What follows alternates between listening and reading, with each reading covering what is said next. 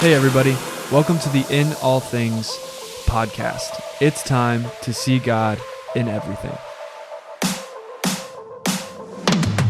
How's it going, everybody? My name is Mitch Frost, and we are back with actually a part 2 of a conversation with our guest, Aaron Taylor. So if you didn't watch or listen to last week's, I encourage you to go back and check that out. But we're going to continue a conversation that we started about just what it's like being in ministry full-time, what it's like being a pastor. The reason why we started this conversation is because a lot of people know what a pastor is, kind of what they do. They know that they preach to a church and things like that. But a lot of people don't know what the ins and outs are of what being a pastor is and what it's like. So we started the conversation on the last episode, like I said, and we uncovered a lot of things, but I felt like it was a good time to kind of split the episode and do a part 2 so we can kind of talk a little bit more personally about our family lives and things like that. Okay. Just an example of what it's like to live on a pedestal that I want to start with. I know it's kind of old news at this point, but Urban Meyer. If you heard the story of him, he was kind of everywhere for a couple days, and then I haven't heard anything about it since then. Right. But a video was taken of him at a bar or a club of some kind with a very young girl dancing on him, right? But this just kind of speaks to what it's like. He's not a pastor, okay? If you guys don't know, he's not a pastor. But really, but still, the idea is true in his life too, where he kind of made a misstep or he got something recorded, right? Yeah. And now his reputation and a lot of his credibility is even being questioned. And we may not be going to nightclubs, hopefully, and dancing with young girls, but sometimes when we make those little missteps, let's be clear, we're not doing that. And things like that, it takes a second to go everywhere, even everywhere to your church. It may not go public like Urban Meyer's and be on the news and ESPN and all those things, but people will know if we were to mess up publicly and things like that. And so have you guys ever had any kind of moment to any degree to where maybe you said something on social media or from the stage and you thought maybe people were going to question it or get upset about it? Have you ever had that happen? Anybody? Wow. I don't know of a specific example. Yeah. But I think we're always aware of it. Well, right. There's been so many times where I put something out on social media and then like my wife will text me 2 minutes later, you better take that down. Kind of thing. Right. So I just think we have to be cautious. Yeah, of definitely. It. But I just don't know if anybody had any good stories. I don't know. I probably have. I've in my life gotten very careful about I've had thoughts of putting stuff out there and just delete it. Like even a joke that I don't think it's bad at all, but somehow somebody's going to twist it and make it bad. I mean, I think I may have shared this previously too, like it's just with social media too, accepting. I feel like as a pastor, I want to accept as many people as I can to be in my life, to see what, what's going on, bring people to the Lord, bring people to the church. And I'm sometimes not careful, and I've accepted somebody as a friend. I forget which platform it was. And then somebody said, this person's putting inappropriate pictures. It wasn't the name. I thought it was somebody I knew, and it was some young woman in inappropriate swimwear. So real quickly deleted that, but didn't anybody think that I was associated in any way or promoting that? So there's always that. But this world we live in, like you're crazy if you don't think somebody's going to have a video recording what you're doing wherever you are. I think it makes us even at a higher level of accountability than I think there used to be, you could sneak around and get away with things. I think it's much harder to do that now if you wanted to do that. Yeah. I think there's a positive element to this world of technology and social media and how everything is recorded and shared. Right. Like yet again, like you said, we're always aware of it now, and maybe 20 years ago, they weren't as aware of it because it was like, well, nobody's really going to know if I do this or say this or make this joke. But now it's like, it might get shared very fast. Right. Yeah. You're Urban Meyer, then John Gruden this week. It's like these football coaches that are, NFL coaches or big college coaches, they're in the public eye, and there's not living at a standard that pastors have to live at, but there's still some expectations. Yeah. The closest thing I have to anything like this didn't really get recorded or anything, but I was on stage, and I was a sermon that I did on Mary and Martha, and so I was repeating the phrase, sitting at the feet of Jesus. And I stumbled and got fired up, and I said another thing. And I think it went over the head of a lot of students, but I had that moment of like, oh no, they're going to go home and tell their parents, and it's just going to be this whole thing. Didn't really end up being much, but that's the closest example I have to something like that. That's an accident. Yeah, exactly. But anyway, so continuing this conversation of just living in the fishbowl of ministry. I don't want to make it sound like woe is us and we're so pitiful and this job is awful, but there's elements to it that are different. And one of those elements that I want to talk about is just the lives of our spouses. And I don't have kids, but your kids, how does that change their lives? I want to start with maybe the spouse conversation. And we'll even start with what it's like to be a spouse in youth ministry. So what can you guys remember from that? What kind of role does that play on your wives who had to, yes, get married to you, but then also take on this whole idea of leading other students, sometimes annoying students, right? Just like being that kind of leader for the girls in the youth group. Like, what do you guys remember from that time in your lives?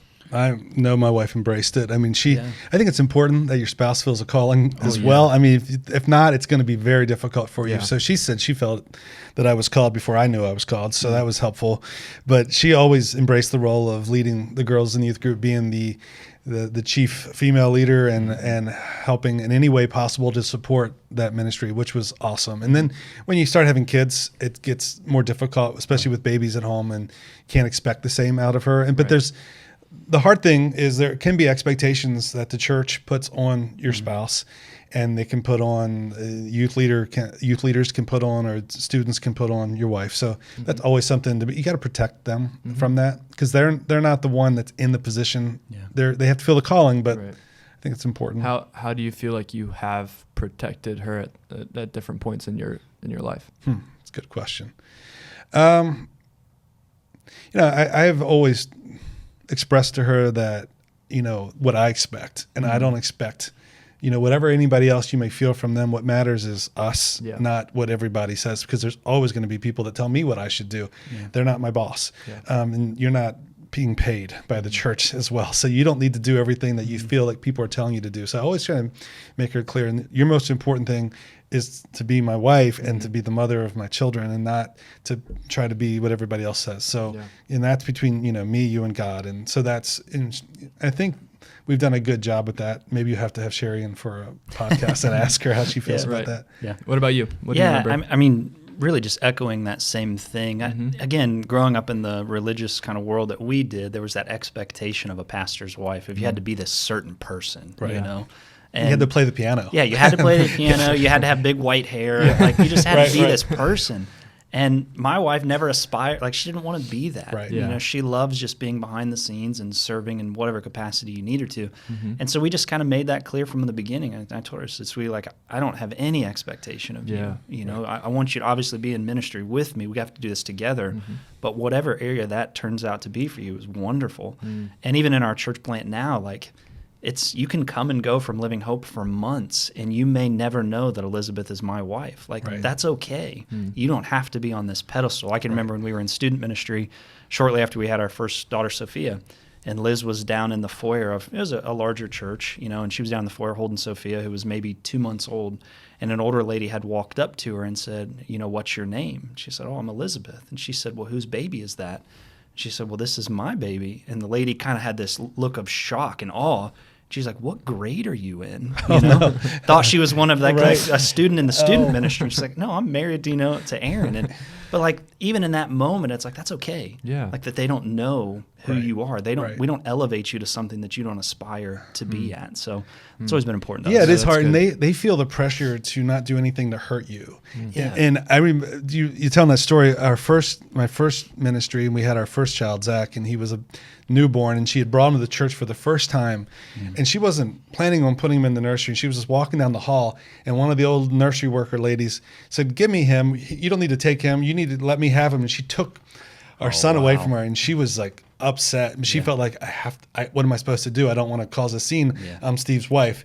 I'm the youth pastor's wife. I'm 23 years old. I need to just let the lady have the baby. And she was really upset about that. But there's that pressure of like, I don't want to, hurt anybody, don't want to offend anybody, because it could hurt me. Is there a word that you guys would share to people listening that aren't in ministry about, just something that they need to know about the role of a pastor's wife, or what it's like to be a wife of somebody in full-time ministry? What would you say to somebody listening who maybe has never worked in a church before? Oh, man. When I think about my wife, just remembers maybe the flaws that I exhibit. Don't cast those on her. Yeah. We work as a team, but just Yeah, just be cautious. Yeah. You know, pastor's wife, that's a unique calling in itself. Yeah. And so I always encourage people in my church that know my wife, treasure her more than you treasure me. That's so important. Love her better than you love me. Yeah. Because without her, I can't do what I do. Oh, absolutely. And so love and support her beyond what you would ever do to me. That's good. I would say give grace to her. Yeah. Give my wife grace, because she hears all of my troubles. I mean, like you go home and you share stuff and in your heart, and they have their own lives too. I mean, my wife works and she hears everything that I'm dealing with, all the struggles, all the things I'm getting hit with, and she carries those burdens and she's trying to support me. And then, you know, if you're hard on her because she thinks she didn't look at you the right way or didn't greet you or something on a Sunday morning, you don't know what she's going through in her own life. So, I would just say give our spouses grace. Yeah, I love that. Me and my wife have only been married for 10 months, so we're just still learning what it's like to be in ministry together. But even these first 10 months of doing it, youth ministry together, man, just watching, I don't know about you guys, but especially in youth ministry, man, there's nothing like seeing them, lead the girls in a youth group or whatever, or going to camps together, like that kind of stuff. It's just so exhilarating to see your spouse step into a position that not necessarily they're called to vocationally, but they're supporting you and they're on your team and they're just stepping up into that position. I mean, it gets me really fired up. But one thing that Lexi, who's my wife, has kind of been adjusting to recently, because she just started her first job as a first grade teacher. She's like, man, I work, Monday to Friday. and then we have Saturday, and Saturday is like our time to make plans with other people that we don't see during the week. And then Sunday we're busy all day. She's like, so, you at least, talking to me, you have Fridays off, so you get, your weekend, but she's like, I get one day, and it just kind of has that moment of frustration. But it's true, it's even a different world than we live in, because they're, supporting us and there for us and everything. And it's taking away from, on top of the jobs they're working, taking away from times that they have to themselves. And it's a different world for sure. But one of the things that we don't get to do is weekend getaways like normal people do. Yeah. Like nobody thinks anything about going away Friday to Monday. If Monday's a holiday, well, that's a perfect weekend to go. Yeah. We don't have that option. I mean, we get a certain number of vacation days, but it's not like normal. And so, your wife, like mine, is working Monday to Friday, and we're off on Friday. But we still can't go away Friday to Sunday because we got to be here on Sunday. So, I mean, that's not a complaint. That's just part of the calling that we have in life. Right. I think that's the week, though, that you're supposed to let the youth pastor preach so you can go. That happens sometimes. That's true. That does. That does work out occasionally.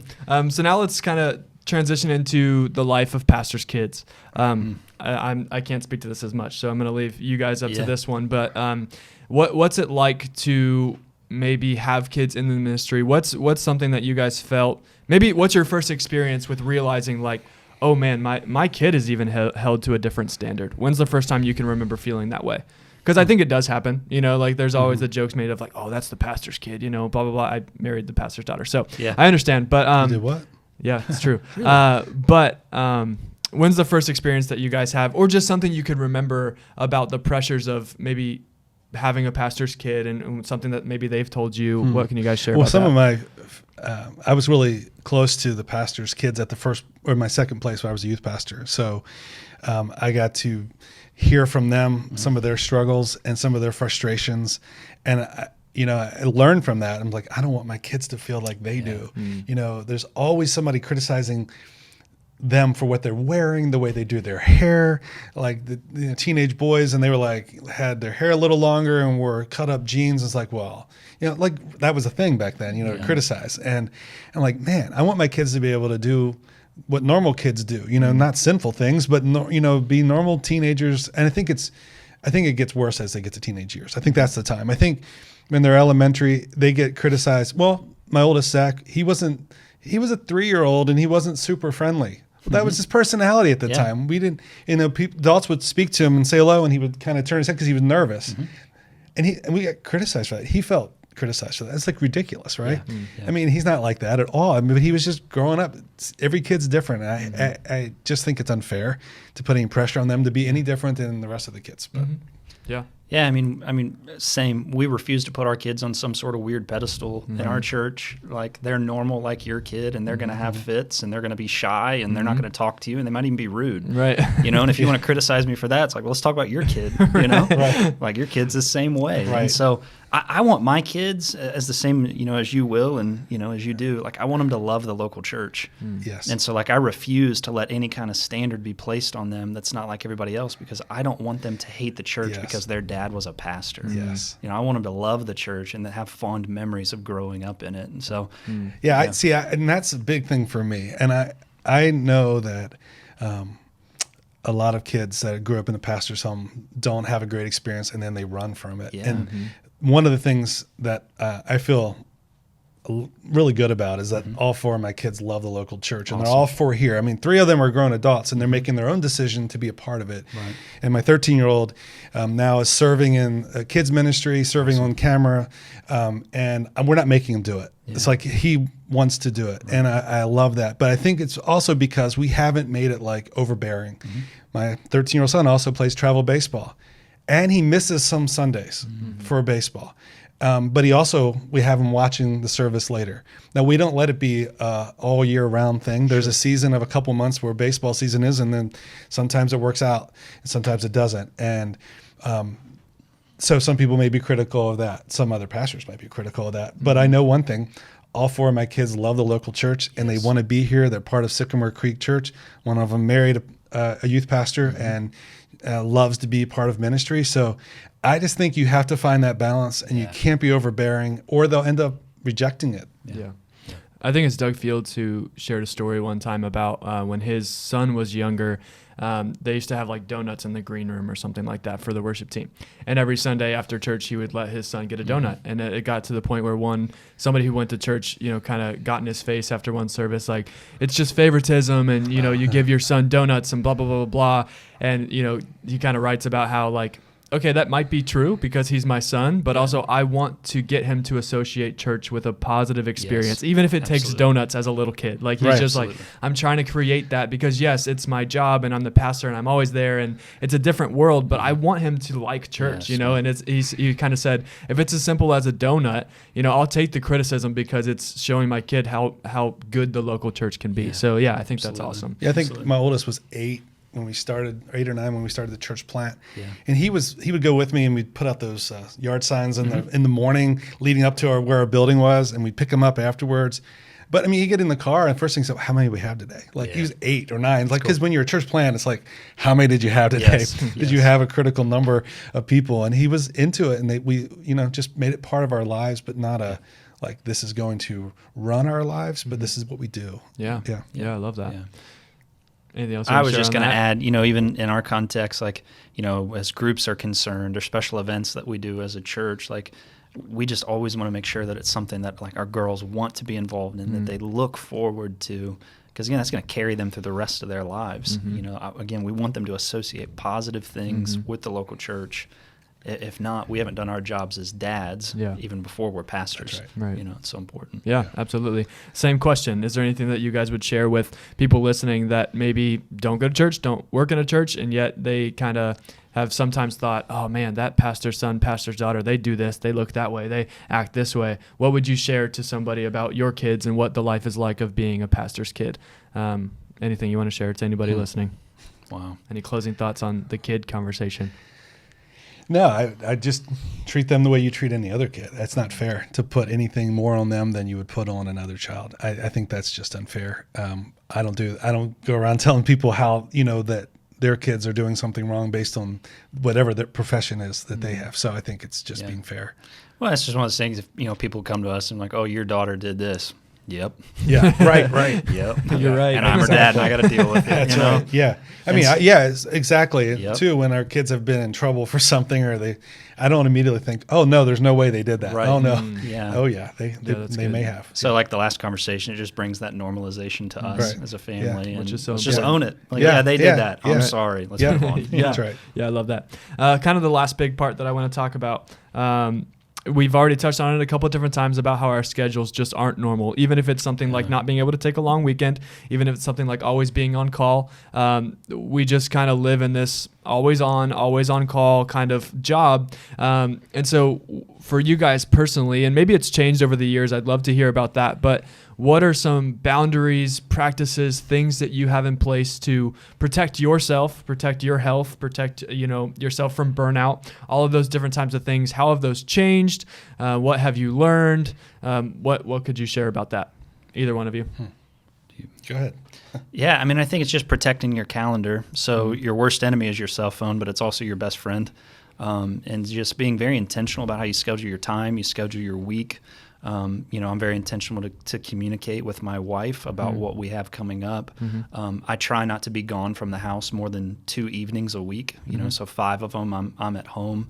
I do simple things like I drive my oldest daughter to school every day because that gives us 20 minutes together every single day throughout the week. And so it's just a calendar thing. Yep. When I was a youth pastor first getting in ministry, it's like, man, I have to please everybody and do everything all the time. That only can last for so long, before it's going to start to affect you physically, but it's going to affect your marriage. It's going to ultimately affect your family. And so we're religious with our calendar. Yeah.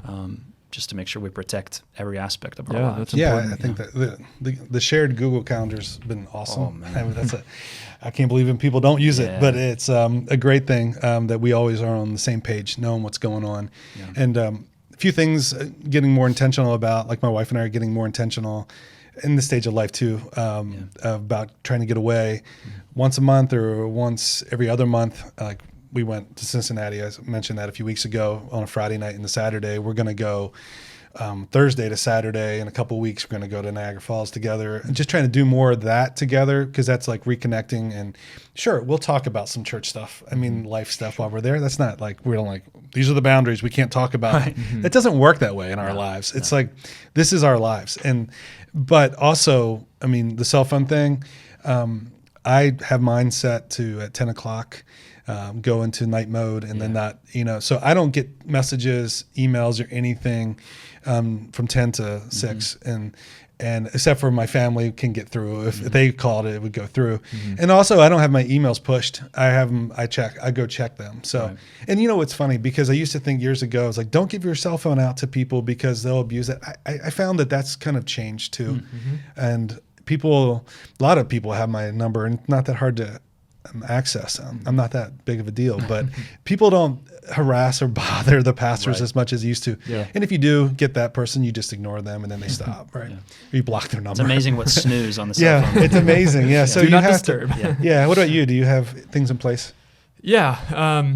One thing that I'm really challenged by right now, and it's something that I'm still kind of developing, is this idea of a Sabbath. It sounds really fancy and what is that? But I really am attempting to practice that. Awesome. I know that my passion for John Mark Comer. He's my favorite author, but he wrote The Ruthless Elimination of Hurry, and it's kind of this book on slowing down in the Sabbath. And so I've been trying to protect that, and it's really hard if I'm being honest. There's times where I'm like, I gotta clean the house and do this and run this errand, but that's not really what the Sabbath is for. And so I've been attempting, and also the way that he puts it in the book is that when they develop the Sabbath, it starts in the evening, starts with dinner, and it goes through to the following dinner. Right. And so they would start with a meal in evening and nighttime, and then they'd rest as like the first part of their day. So I try to do Thursday night to Friday evening. And so that's kind of the 24-hour time block I've been trying to protect. It's hard, but it's been really rewarding at times because it's just kind of like, okay, for this 24 hours, I'm going to unplug and rest and just, do things that give me life. And it's really, really awesome. But I'm not perfect at it at all. I definitely miss times. But it's, keeping that in the back of your mind, I think is extremely important. Jesus said the Sabbath was made for man, right? Yeah, and so I've been trying to work on that because I think it's so vital for me in my life. Also for you guys in the same conversation of boundaries and just kind of rhythms and routines, how do you guys make sure that you are connecting to the source of Jesus, of God, of spending time with him so that you can pour out into other people? I think that's a big part of ministry that maybe doesn't get talked about a ton. It's, at least for me, it's really, really hard to get up on a Sunday night for me and pour out into other students if I haven't been poured into myself. And so I think sometimes, especially in ministry where it's always on, it's always going, it's a million different hats all at the same time, sometimes we do so much that we aren't actually spending time with the God, right? And so what are some rhythms, routines that you guys have to make sure you are going back to that source, filling yourself up so that you can fill other people up? I mean, I'll let Aaron talk more because I've shared a little bit already in previous podcasts, but I think not having emails push, but having push notifications, hey, here's your Bible reading, don't forget. Yeah. And that's when the phone is a great thing, because it's like you can get going in your day really quick, and things that are expedient push away things that are really priority. And so having that push there reminding me like, whoa, before you go answering all these other things, read from my word. So that really helps me. And then, like listening to other pastors' sermons, podcasts, reading books that are inspirational, Bible reading, that really helps me to get going. Yeah, I mean, same typical thing, Bible reading, daily Bible reading is so important in the life of the pastor, and making the distinction too, and this is an area I think we can get caught up in, not counting my sermon or message preparation as my Bible reading. Yeah, that's good. There's a difference there, and we need to differentiate that. And so spending time, I do just a daily Bible reading plan, probably similar to what y'all do, and some journaling. I'm always reading kind of a book in the midst of that. Podcasts, I like to listen to those. But then something I also try to be intentional about is weekly hanging out with another pastor, and just no agenda. We try not to talk a ton of church stuff. Just like, let's just hang out. Does this count? Is that? Yeah, this will count. Right. It hasn't been great, but just hanging out and just pouring into one another with no agenda. But it brings life. But all the things you're saying point back to what you were saying. I think that while you're separating church sermon prep from your Bible reading, you can't help but have sometimes when you're doing your Bible reading think, oh man, that feeds right into what I'm talking about. And that goes to what you're saying about the best times of preaching are when you're full of and it's not just because you prepared the sermon well, it's because your heart is prepared. Right. Yeah. That's another thing that I try to protect for myself is I try to not let any other voices from my phone, from social media enter my heart or my mind at all before I let the voice of God and his word enter my heart. I last couple months, that has kind of been my rhythm every day. Like I don't, I'll turn off my alarm and I want to leave my phone almost on the nightstand where it is until I'm done with, my morning routine. That's good. And so I'm trying to do that as well. Any other things you guys have on daily routines or morning routines, anything like that? That's pretty it. No, that's awesome. I think that's kind of everything that I have. I think this has been a great conversation. One thing I do want to ask kind of as we close, maybe more of a fun question, but what is your favorite part, your favorite thing about being a pastor, being in full-time ministry? If you had to choose one, what would your favorite thing be of being a pastor? I think I've said this before, but I really do love being able to share God's word on Sunday morning.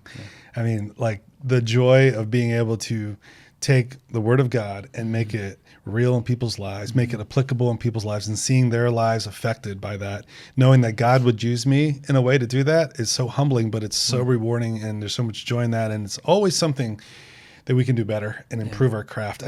Something I thought of earlier. I'm thinking of this later. That makes sense. Is when you were talking about youth ministry, I remember the quote from when I was in school at Liberty. It was, "It's a sin to bore a kid." I think that came from Henrietta Mears, and she did Youth for Christ, I think. I may be wrong. Anyway, I think it's a sin to bore an adult. I think it's a sin to bore a congregation. You have the most living, exciting word of God, and you can, if you can make that boring, then you're doing your job poorly. So I think every Sunday it's like, this is the word of God. I got to make sure that I'm doing all I can to make this exciting. But that's my favorite thing. Yeah. Mine, obviously preaching, I love that. Yeah. I love when people, I just call it those light bulb moments. Man, where they first steal yours. Yeah, that was good. You should have went first. But where they first understand something from the scriptures, like when they finally understand who Jesus is, when God calls them to ministry, and it's like that realization comes to light. It's just those light bulb moments. That's what keeps us moving forward. I have to keep doing this because there's going to be one more of those. And even if there is one more, that's the thing is it's worth it. It's worth it. It's worth it. Oh, I absolutely agree, especially with students right now. Just, for some of them, it is the first time that they've experienced any of those things, especially like at camp this summer, and just seeing some of them go, oh, it's just, there's nothing like that. Yeah. And, even bigger than that, moments like baptism and salvation, things like that. I always go back to this place of like, God, if you never do this again through this ministry, it was worth it, because I got to be the hands of, I got to be an instrument of what happened here. Like that's amazing, so that would probably be my favorite. But okay, final word from both of you that I want you guys to share with those listening. What's one more thing you want to leave them with? Maybe something you want to change about the perception, or change about just how people view ministry full time. I know I'm asking you guys big questions. I'm not backing down. So one more thing you guys want to share with those listening? You have something as well? I do have one. Do you? Yes. Okay. Do you want me to start? Yeah, I got you go first. Yeah. Pastors are not gods. Pastors are not perfect. Pastors are not, any of those things. I think we've all maybe experienced that person who gets so close and so connected with a pastor or a leader of some kind that when that moral failure happens, when that transition happens, when any of those things happen, it's like their faith in God is so shaken that it doesn't continue, or it falls away, or other relationships are shattered because of it. And I just think that's so dangerous. The world of being in ministry and going to church and all of those things, you are under the leadership of a human being, right? So there's going to be times where they let you down and they disappoint you and they don't look at you the right way, or they have a bad day. And I just think it's so important to always guard your spiritual walk with God, to the point of saying, okay, even if this person gets fired tomorrow, or even if this person does something horrible, I still know the God of the Bible. I still know He loves me. I still know who He is. And so therefore, it's not going to push me out of the church, push me away from what He wants to do, because the church is a collection of broken people. And I just think that's extremely important. That's great. That's what our Sycamore Creek is a testimony of that, because that's something that happened, the moral failure of the first pastor here. And it was well known. So I'm not talking about something everybody doesn't know. And so many people, stayed, and they're like, it was not about him. It's about it's about the Lord. Yeah. I might even flip it to what you just said. I think the people that think that we're like made of Teflon and we don't hurt. Yeah. I think we hurt, and I think that sometimes people don't realize that. And I don't want pity. I don't want everybody to hug me on Sunday. But do it. Oh man, I am asking for it.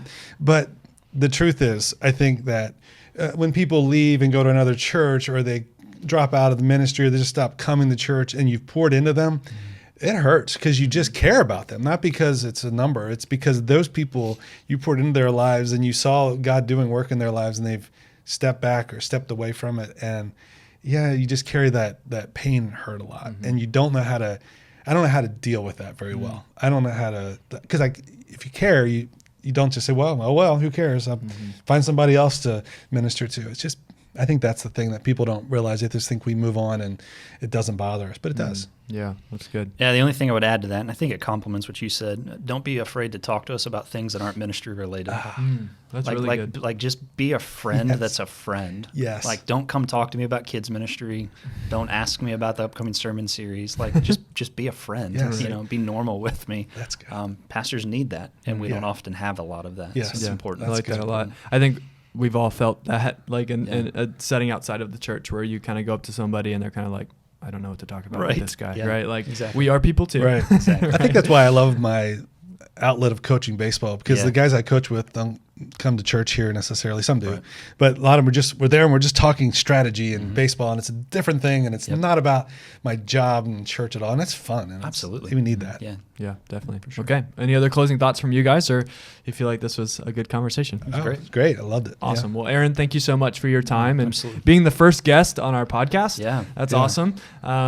As always, please email us ideas for future conversations, things you want to hear us talk about, anything like that, to podcast@sycamorecreek.org, and also share this show and this episode so that we can keep growing and keep trying new things and experimenting with this. So I think that's all that I have for today. Awesome. First two-part episode and first-time guest. Boom. So this is a big episode for us. So we'll see you next week on the In All Things podcast. We're out. All right. Thank you so much for listening to this episode of the In All Things podcast. Our challenge for you today is to send this episode to one person. Seriously, think of somebody right now that could use this conversation and send it to them. If you have any questions, feedback, or topic ideas, please send them to podcast@sycamorecreek.org, and make sure you follow us on Instagram and Facebook at Sycamore Creek Church so that you can always see what's going on in our world. If this conversation helped you at all, make sure you share it, leave a review, and subscribe so that you don't miss out on a single episode. We love you, God loves you, and we'll see you next week on the In All Things podcast.